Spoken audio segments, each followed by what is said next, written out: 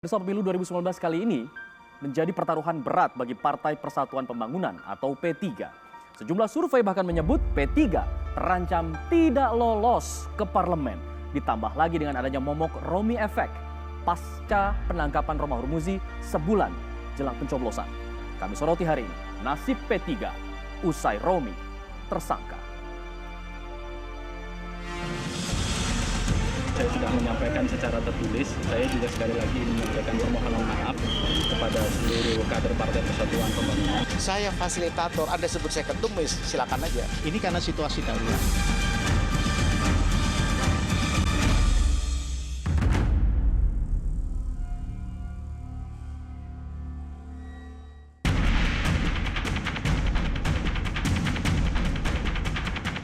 Penangkapan Romahur Muzi atau Romi oleh Komisi Pemberantasan Korupsi KPK atas dugaan kasus jual beli jabatan di Kementerian Agama menjadi guncangan keras bagi Partai Persatuan Pembangunan P3. Apalagi sejumlah lembaga survei menyebut P3 menjadi salah satu partai yang terancam tak lolos masuk Senayan lantaran elektabilitasnya di bawah ambang batas suara parlemen 4%. Nasib Partai Kabah ini pun dipertaruhkan pada pemilu 2019 ini. Romi sendiri menegaskan yang dilakukannya tak ada kaitan dengan partai yang pernah dipimpinnya. Namun begitu, dia meminta maaf kepada seluruh kader dan pengurus partai. Oh ya, satu saja saya ingin sampaikan selamat berjuang kepada seluruh kader dan fungsionaris Partai Persatuan Pembangunan di seluruh Indonesia. Karena pemilu tinggal sebentar lagi dan meskipun saya sudah menyampaikan secara tertulis, saya juga sekali lagi ingin menyampaikan permohonan maaf kepada seluruh kader Partai Persatuan Pembangunan. Apa yang saya lakukan tidak ada urusannya dengan Partai Persatuan Pembangunan, tetapi tentu apa yang saya lakukan ini salah satunya karena posisi saya yang memang salah satu most wanted yang kira-kira kalau kemudian dilakukan operasi dipilih ketua umum dengan follower terbesar di medsos, begitulah kira-kira. Ketakutan akan Romi Efek yang bisa menggilas elektabilitas partai mendorong jajaran pengurus P3 mengambil langkah cepat, memberhentikan Romi dan menggantinya dengan pelaksana tugas atau PLT Ketua Umum Suharso Monoarfa. Saya terima ini, tetapi I'm not the ketua umum, I'm not the chairman actually. Saya adalah fasilitator saja. Saya fasilitator, Anda sebut saya ketum, silakan aja. Tapi saya fasilitator supaya partai ini bergerak, partai ini ada, eksis. Ini kan untuk memenuhi misalnya partai politik, ini kan sedang bertarung, ya kan, sampai dengan tanggal 17 nanti. Lalu nanti kalau ada soal administrasi dan seterusnya, siapa yang akan bertanggung jawab, kan gitu. Kalau kita melalui muktamar dan sebagainya semua datang, energi yang akan dibuang bagaimana, belum lagi bisa masuk angin menurut saya, orang bisa ke sana sini dan partai ini bisa tidak punya konsentrasi untuk menghadapi agenda politik yang luar biasa ini yang harus kita mempertahankan diri, bertahan eksis di dalam kancah politik nasional ini. Itu kan berat sekali agenda itu. Jauh lebih berat dengan pukulan telak yang kemarin itu, yang kita hadapi itu untuk mempertahankan partai ini eksis, jauh lebih berat. Siapa yang yang tidak concern gitu loh. Jadi makanya saya bilang, ayo dong sekalian jangan lari gitu.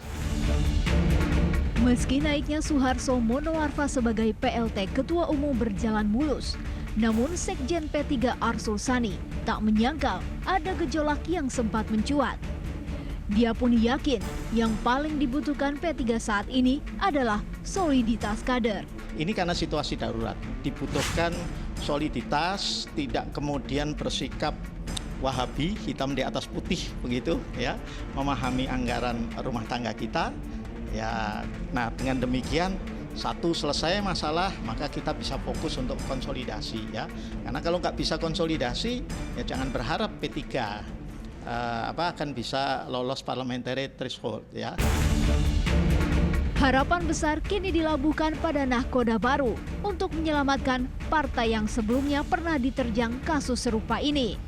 Rekam jejak Suharso Monoarfa sebagai politikus matang dianggap mampu menjadi jembatan konsolidasi kader partai. Ada timbul kesamaan, kesadaran bersama bahwa P3 ini harus bangkit, harus lolos dari parliamentary threshold. Ditunjuknya Pak Harso sebagai PLT Ketua Umum itu karena memang selain berdasarkan fatwa dari Kiai Ngomong Suber selaku Ketua Majelis Syariah, tentu saja Ketua Majelis Syariah tidak sekedar memfatwakan, tapi sudah melihat track record dan sosok serta kemampuan Pak Soeharto sebagai politisi yang matang, memiliki manajerial yang bagus, dan bisa mengkonsolidasi kader, berharap kepemimpinan yang baru bisa membawa P3 selamat menghadapi 17 April 2019 sehingga masih bisa P3 masih ada dalam jagat politik di tanah air. Apakah P3 di bawah pimpinan Suharto Monoarfa akan mampu melewati badai pada pemilu yang tinggal menghitung hari ini? Pengamat politik Henry Satrio menilai, sosok Suharto Monoarfa yang sebelumnya menjadi anggota Dewan Pertimbangan Presiden Joko Widodo adalah pilihan yang tepat untuk menyelamatkan parpol Islam ini. Mau tidak mau karena ini dekat sekali dengan waktu pertandingan, hampir selesai. Jadi tepat P3 mendorong sosok yang memang dekat juga dengan kekuasaan, dekat juga dengan lingkaran. Walaupun saat ini Pak Suharto Monoarfa sudah mundurkan diri dari Dewan Timpres, tapi kehadiran sosok Suharto yang memang juga dekat dengan kekuasaan di P3 ini minimal bisa menjaga kestabilan mesin politik P3 menjelang Pilpres 2019 nanti. Jadi menurut saya itu, memang ada kemudian perkembangan pertanyaan misalnya kenapa tidak dicoba dari kubu Jan Faridz gitu kan, kubu yang memang selama ini berseberangan dengan dianggap berseberangan dengan Romi gitu. Kenapa kemudian dipilih Suharto Monoarfa? Tapi menurut saya pilihan Suharto Monoarfa adalah pilihan terbaik saat ini yang dimiliki oleh P3. Kenapa? Kalau kemudian diserahkan kepada kubunya Jan Faridz, pasti akan ada guncangan sedikit, kemudian akan ada penyesuaian yang harus dilakukan. Tapi sosok Suharto Monoarfa ini bisa meneruskan apa yang telah dilaksanakan Romi menuju ke Pilpres atau pemilu 2019 nanti. Saya sudah menyampaikan secara tertulis, saya juga sekali lagi menyampaikan permohonan maaf kepada seluruh kader Partai Persatuan Pembangunan. Saya fasilitator, ada sebut saya ketum, silakan aja. Ini karena situasi darurat.